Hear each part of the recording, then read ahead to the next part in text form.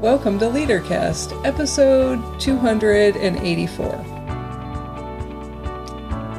What does courage look like in leadership? We will answer that question in just a minute, but let me remind you that this is the final episode in the series titled The Value Of. We're exploring values, the principles or standards of what is important in leadership. Specifically, we're looking at the 5 values we identified as important to circuit ministry. We won't necessarily be talking about circuit ministry, but we've been using these 5 values as a way to explore the following across the past 4 episodes and this episode. Why are values important? What does living into our values look like, and why is that important? What are examples of transformational ministries that can result, and what adaptive leadership challenges emerge when you're living and leading from your values? We've explored collaboration, community, capacity building, compassion in the previous episodes, and today we're looking at the value of courage. Okay, so I'm going to ask the same question 2 times in less than 3 minutes. What does courage look like in leadership? So we're going to offer 6 specific actions you can take to embody courageous leadership. But first, let's explore briefly the 4 skill sets of courageous leadership. What I really want to say to you, Tim, is, do you have 24 hours? I'll share what you need to know and help you to practice courageous leadership. I say that because if you've been around here any length of time, you know that I facilitate Brené Brown's work around Dare to Lead. It's a curriculum designed to help leaders build the skills of courageous leadership. Based on years of research, there are 4 skill sets that make up courageous leadership. Tim, would you name the first skill set? Sure, it's rumbling with vulnerability. This skill set involves embracing vulnerability and having the courage to be open and authentic. For Christ-centered leaders, vulnerability allows them to connect deeply with others, fostering the trust and empathy.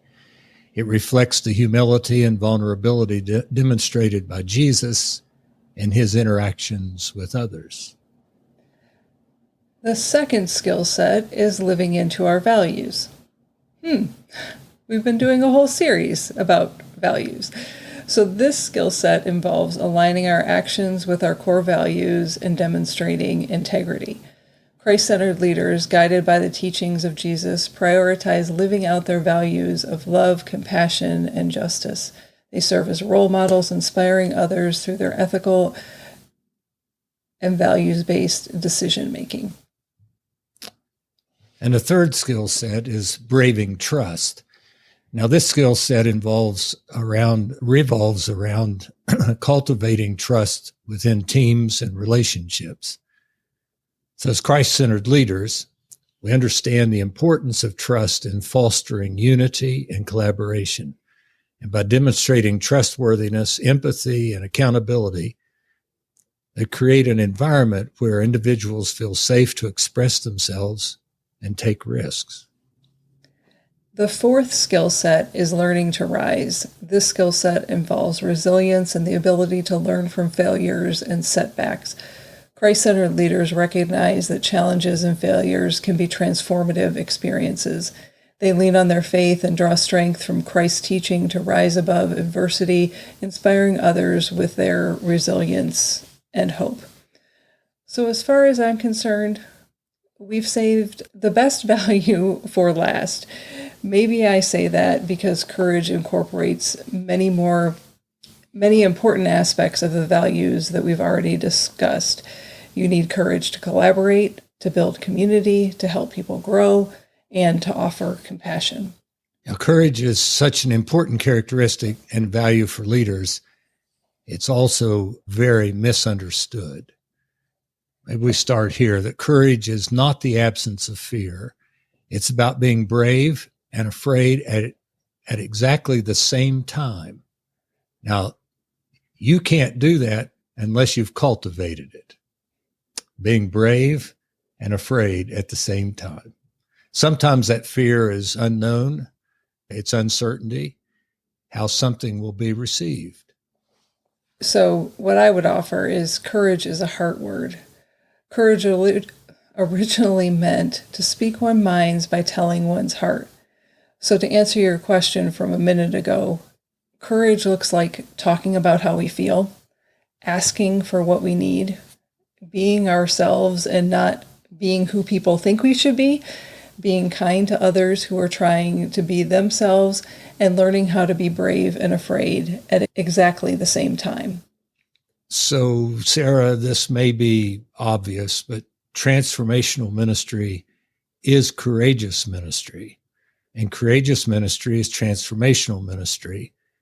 Maybe I can say it this way. It's about stepping out in faith. It's recognizing there'll be critics. There'll always be people who ignore you. And what do? You are who you are as a leader, who God's created you to be. You lead people to do it anyway. Now, just know that when you do this, there'll be those who first celebrate your leadership who will later want to remove you from leadership. You'll proclaim God's love for all people, giving examples, modeling the way, only to have people be angry because you're communicating across the barriers that give them security and control. Now, Sarah, I want to take one more step with this. I just want to look at Jesus, that when he preached his first sermon in Nazareth, he complimented the Gentiles. Up to that point, everybody was happy with the hometown boy until he did something they didn't expect. Now, I've just put it in the context. The Jews were so sure that they were God's people that they despised all other people. And I think I can make a case that the Gentiles weren't even considered human beings to them. They were often called dogs. But when this young Jesus, whom they all knew, came preaching as if the Gentiles were specially favored by God, Jesus ushering in a new day, the year of the Lord's favor, it began to dawn upon them that Jesus was opening the door to include those who had been excluded. And his message included things that they had not dreamed of or approved of. This is what I like about the story. But the people get so angry that they want to throw Jesus over the hill. And when you read the story, Jesus just walks through the hostile crowd and goes on his own way. This is what I like about it. Luke doesn't make a big deal about it. He doesn't say it's a miracle. He doesn't say it's because of Jesus' personal presence in a certain way. His point in saying that is, despite all the hostility, Jesus continues to focus on the mission of God's care and love for all people. So he's our model for transformational ministry. He faced the opposition with focus, values, and grace. Before we hit the record button, Tim and I were sharing examples of courage that we have seen. And hearing you say all of that, Tim, if you want an example of courage, look to the scriptures and look to Jesus, because he is the embodiment of courage over and over and over again. So when I think about transformational ministry, the question that comes to my mind related to courage is this: what does courage make possible? You need the courage to address adaptive leadership challenges. When there's no clear answers, leaders have to ask questions, they have to gather input, have conversations to get to the best possible answer.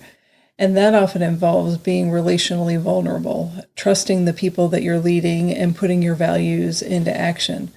When there's a moment that you've messed up or failed, it also means learning how to get back up and learn from what happened and continue growing. So, Sarah, you got my mind going in lots of different directions as I think about adaptive leadership and about messing up and then learning how to get back up. I'm thinking about in the season that we've been in particularly, and I know that we want our podcast not just to be time specific, but we've been talking a lot about churches that want to leave a denomination and the thoughts and feelings that people have. And I've made a couple of mistakes in the midst of that. I'll name it. that I've gotten to a point where a church says, we'd like to have the conversation, I've immediately assumed that they want to leave the denomination. And that's not particularly true. Now, there have been those who have had the conversation and decided to leave. But I'm thinking about one particular congregation that said, we want to have the conversation. We'll have the conversation and we'll put it to bed. And I immediately assumed that what was going to happen was going to bed meant they were going to be somebody else at the end of the day. So when I show up to do what I need to do with the congregation, they're as nice as everybody's been. We've been praying for you, and that they have their conversation. And then at the end of the conversation, they said, we've made our decision.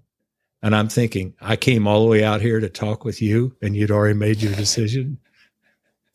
And they said, you answered the questions we needed to have answered, and we're going to stay. Because our focus, this is the words they used, our focus is on Jesus, who teaches us to love people. And so we want to be who Jesus needs us to be.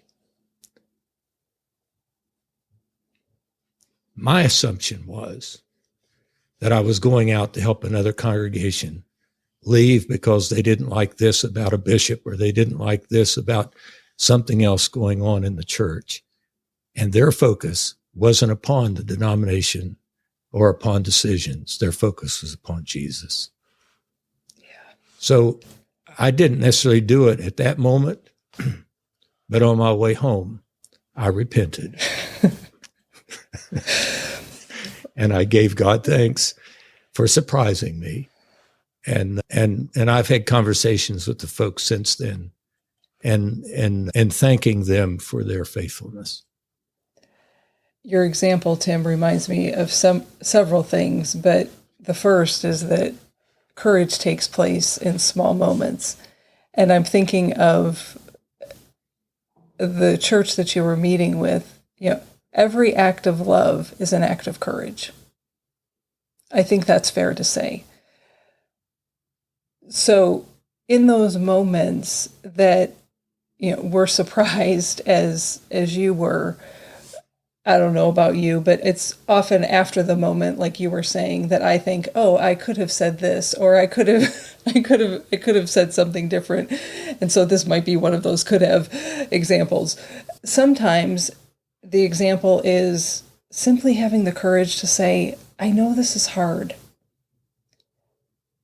Please ask your questions with grace and ownership of what, you need to own what you're asking. Not such and such says, or I was told, but what is your question? And I guess my whole point in saying all that is courage is not a heroic act that we see on a movie screen or in a TV show or even on the news.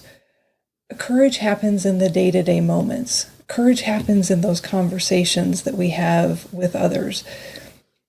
And in your example, talk about living into your values.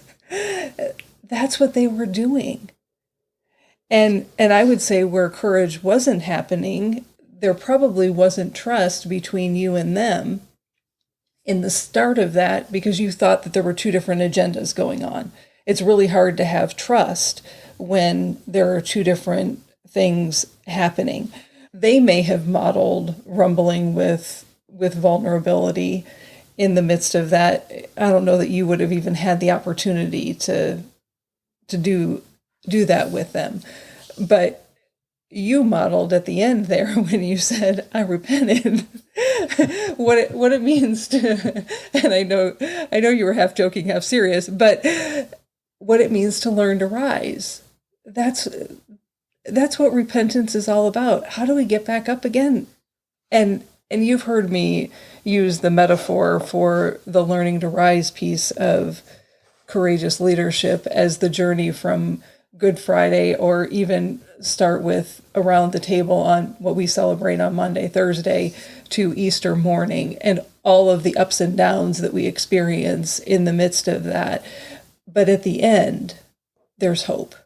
At the end, there is new life. at the end, there is a promise that we live into. And that's what courageous, Christ-centered leaders do. So you got one more thing in my mind as we've talked about that, and that is, and this is for all of our listeners, and that is too often when we are in situations where we have to make decisions, we look for a tactical response instead of an adaptive response. And that's where we have to eventually say, maybe I just didn't do that right, and let's step back and do this again. And when you're surrounded by people, just when you're giving people the opportunity to speak into those situations, there are sometimes you have to say, let's look at this differently. But there are other times you have to say, thank you, I'm ready to look at this differently. Yeah, and another way maybe to think about the difference between coming in with a tactical solution or approaching it as an adaptive leader is think about how you want to lead, not what are you going to do. What are the characteristics that you're going to embody in the midst of that? And if you're going to embody rumbling with vulnerability, living into your values, braving trust, and learning to rise, you're going to get to the place that you need to get to. I can't tell you what that's going to look like. But if you embody those values if you embody those skill sets and put those skill sets to work in that conversation, you're going to navigate the adaptive challenge in front of you. So it'd be fair to say at that point, it's who you are is how you lead. Yes, it would be very fair to say that. Can we explore a few more examples of what embodying the value of courage and leadership looks like? Sure. So the first one, and this is, now that we're 17 minutes into this begins the 6 examples, and we're going to do these in pairs. The first pair is practice faithful curiosity and avoid assumptions. What does that look like? So when you're facing unknown circumstances or situations, really any adaptive leadership challenge that you face, in that moment, get curious, ask questions, and then your role is to listen. Listen for the response. Be faithful in your curiosity. When you say faithful in your curiosity, what comes to mind as a leader is that you're willing to say, I don't know, or we can find out. It also means asking questions instead of making assumptions. You've heard me say before, we tend to make up what we don't know. And that's not courage. Courageous leaders say, may I ask you a question? And go to the source of information.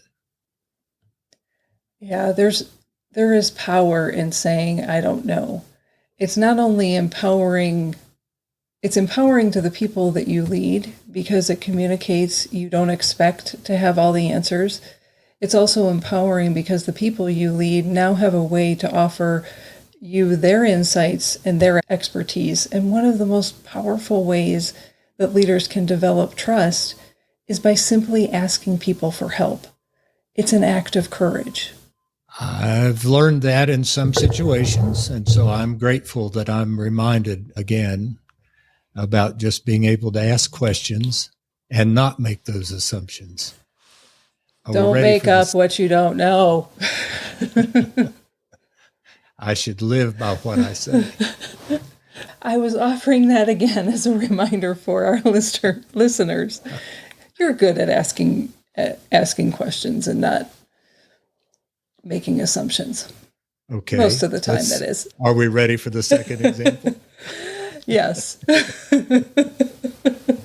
Well, second, honor your boundaries and prioritize listening.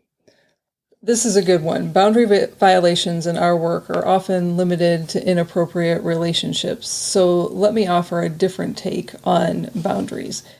In preparing for a session on administration with local pastors, we were exploring the many responsibilities that a pastor has. Required committees are a big part of the administration session, and another part is on self-leadership. And so here's a simple boundary that we offered as an example for self-leadership. A sermon, of course, is shared during worship, right? And worship may take place over an hour or just a little bit more, maybe more in some of our context. But there's also prep time to account for. And how do you block that out on your week? What's the boundary, in other words, that you set up that this is my time for sermon preparation? So when someone asks if you can meet during the time that you've put on your calendar for sermon prep, what do? Honoring the boundary would mean saying, I'm sorry, I have another commitment at that time. Now, let's take that a step further. Tim, what happens when the same situation emerges, but instead of someone wanting to meet for a routine conversation, it's about someone who's in the hospital? Well, you're throwing a soft pitch, aren't you? You've given me a big hint on the on the second action you mentioned in making listening a priority. So while you've set up a schedule and you've honored your boundaries, you also hear that it's very important to get to the hospital. So you go, and you make sure to adjust your sermon prep time. It's contextual, isn't it? And it's a priority of who's important or what's important or the focus. Now, that may all sound transactional. At the moment, it's not. It's compassionate leadership. Oh, I just hit on another value. It's compassionate leadership to listen to what is being said and what is being left unsaid. It's the active listening that we talked about in episode 283. The other aspect I'd highlight of honoring boundaries and prioritizing listening is to ask yourself the question, am I honoring Christ with my words, attitude, and behavior? And now Tim Bias is meddling. Well, you know why I'm saying it. I do. You can honor boundaries, listen with compassion, and embody the love of God we know in Jesus all at the same time. Now, I'm going to say this. I'm not being snarky, but I'm going to say this just after almost 50 years of experience. You can embody the love of God we know in Jesus at the same time. But what I've learned is it's difficult for some of us. And what I mean by that is we lose our focus. Our focus is upon, we may say mission, but we've got our values now that we're talking about, and we're talking about being courageous.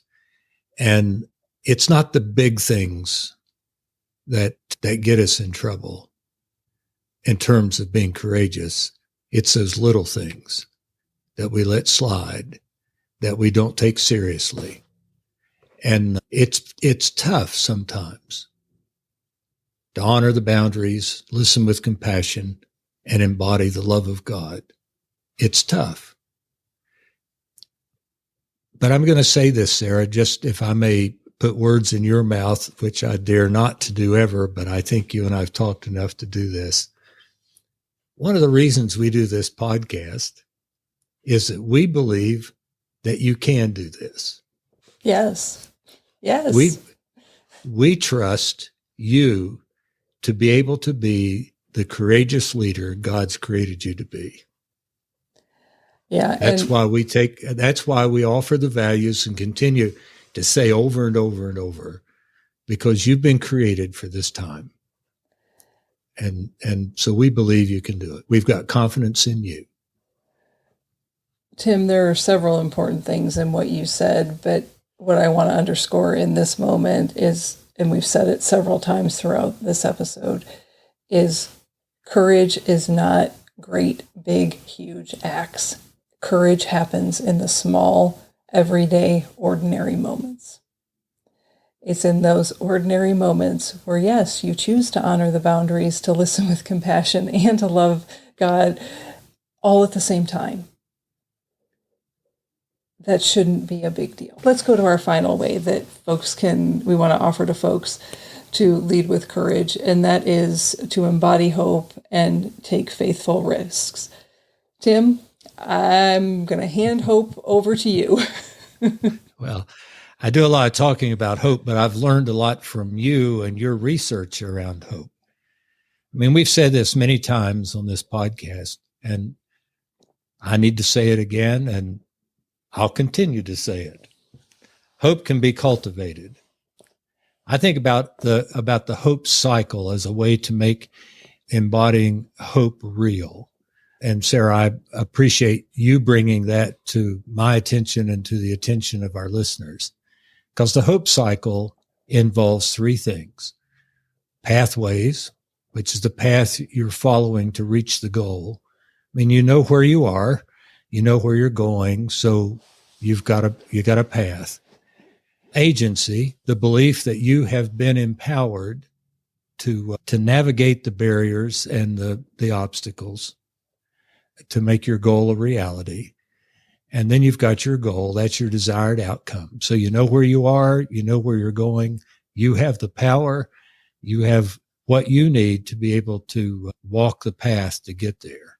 And when obstacles come along, hope becomes real because you're faced with a decision.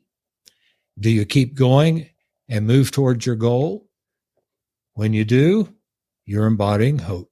You're claiming agency. You're finding a new pathway to get to the goal. Thank you for letting me talk about that again. I know you appreciate the hope cycle, and I don't think that we can remind ourselves about the hope cycle enough. And really, the hope cycle points to the learning to rise skill set of courageous leadership. It's the ability to take stock of the story you're telling yourself, to look at reality, and to take the next faithful step. And I may have just made learning to rise and the hope cycle the same thing, and I'm totally okay with that because I think they overlap. And let me say it, Sarah, you and I both have worked with people who dismiss this talk about hope. But when we're talking about hope, we're not talking about wishful thinking. We're not talking about a passive sitting back and letting things just happen. We're talking about agency to navigate pathways toward your goal or your mission. And add to that the faithful risk and courage, and hope becomes even more important. So here is a ministry example. You want to start a new ministry because you've been in conversation with teachers and school administrators about after-school activities for elementary-age children in your local community. There's a faithful risk in starting anything new. There's also hope for new relationships with children who may not have many adult role models in their lives or a safe place to be after school. There's hope to build relationships, address a need, and celebrate kids thriving. So what do you do when the first after-school program yields the attendance of just 2 children? Just. That's said in air quotes. You're present with the 2 kids, and you build from there. Absolutely. That's what embodying hope means. That's what taking faithful risks means. And that's courage. Because you may have wanted to reach 50 children. But was that a realistic goal? The better, more courageous question might be, is the after-school program making the impact you desire? Is there anything that needs to be adjusted? Again, this is an adaptive leadership moment. And for the love of all that is good and right, don't point fingers, please. Don't blame. There were only 2 children here because if you want to dismantle courage for people, get into the shame and gain blame. It's the fastest, quickest, easiest way to squelch courage in any group or team. So I know our time's coming short, so I'll just move on at this point. There are things I'm thinking of, but we need to get to the next part. So Tim, we've offered 3 sets, so really 6 ways for leaders to embody the value of courage in their leadership. Practice faithful curiosity and avoid assumptions, honor boundaries and prioritize listening, and finally, embody hope and take faithful risks. What else would you like to add to those courageous leadership actions? Well, I don't know that there's anything I can add, but I'm thinking about your example of starting an after-school program. You were a part of helping start a very powerful ministry out of one church. We've talked about that before. The assumption, and just let me get to the place where I want to go, because the context was we had a group of people that wanted to do something. I think they were all men at one point, and they wanted to do something. We introduced them to a local school principal. They came in with assumptions, and she helped them understand reality. Out of that grew a relationship of one of the gentlemen having a relationship with one of the little boys who had behavioral problems, and that his home life had just brought him to a place he didn't know how to deal with his anger.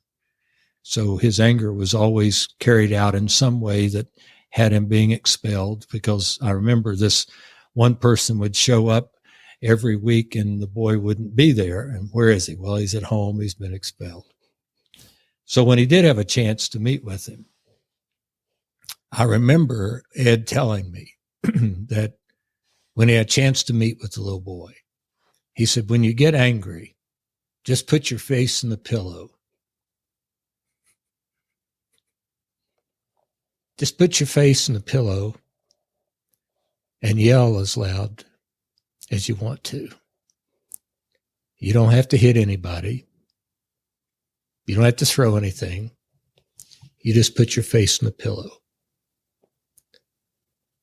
Now, no big deal. You're talking to kids. They don't have the parental models that most of us have.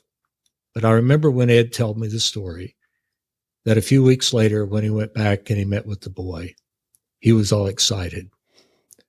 The boy was excited because he said, you know, when I got mad the other night,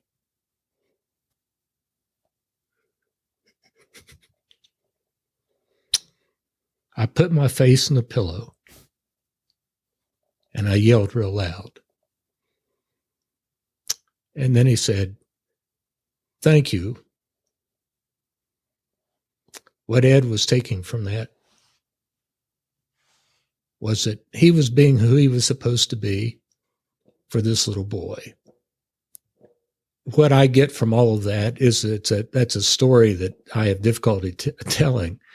But what I get from all that is it took courage, number one, for a group of people from a church and not from the inner city to come to the inner city and to meet with children, to meet with a principal.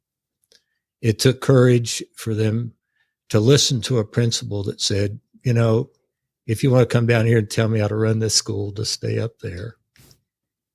It took courage for men who worked in jobs and problem solving to have to sit and read and care for children. But in that one instance, the world changed for one little boy. And when you ask the question, what difference does courage make? It makes all the difference. It changes the world. And I can see that little boy's face. So thank you, Tim. I hope that as we've shared examples throughout this episode, you've been reminded of the small moments of leadership. There are no small moments in leadership, but the ordinary moments of leadership.